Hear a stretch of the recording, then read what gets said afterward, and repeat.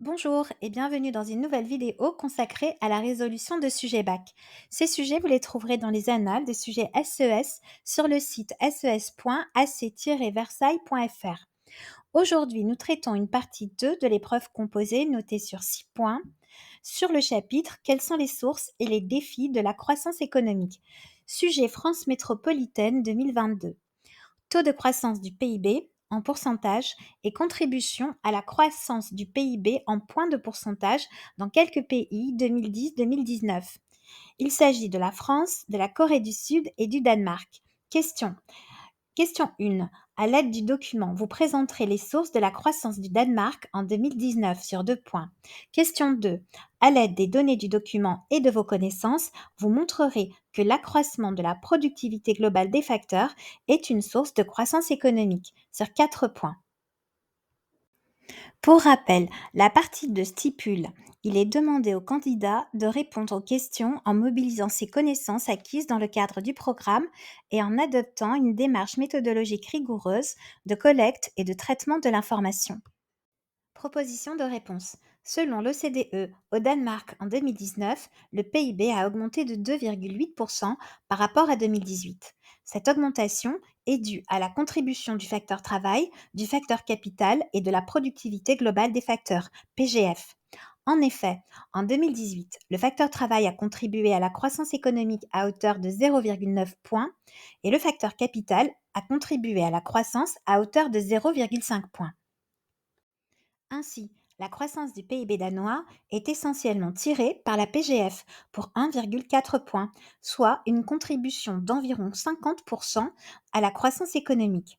Ainsi, la moitié de la croissance du PIB danois entre 2019 et 2020 s'explique par la PGF. Question 2. Proposition de réponse.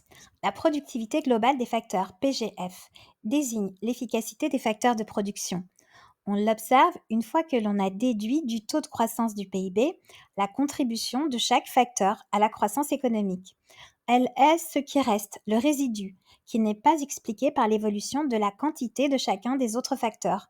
Par exemple, selon l'OCDE, en France, en 2019, le PIB a augmenté de 1,5% par rapport à 2018.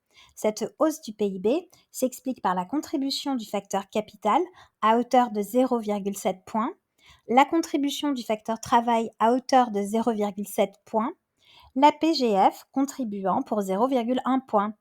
1,5% moins 0,7 points moins 0,7 points est égal à 0,1 point.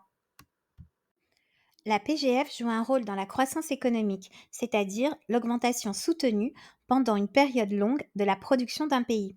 En effet, elle est le reflet de la diffusion du progrès technique dans l'économie, grâce à des innovations de produits qui peuvent améliorer l'efficacité du capital ou des innovations de procédés qui peuvent conduire à une meilleure organisation du travail, grâce à des travailleurs plus qualifiés également.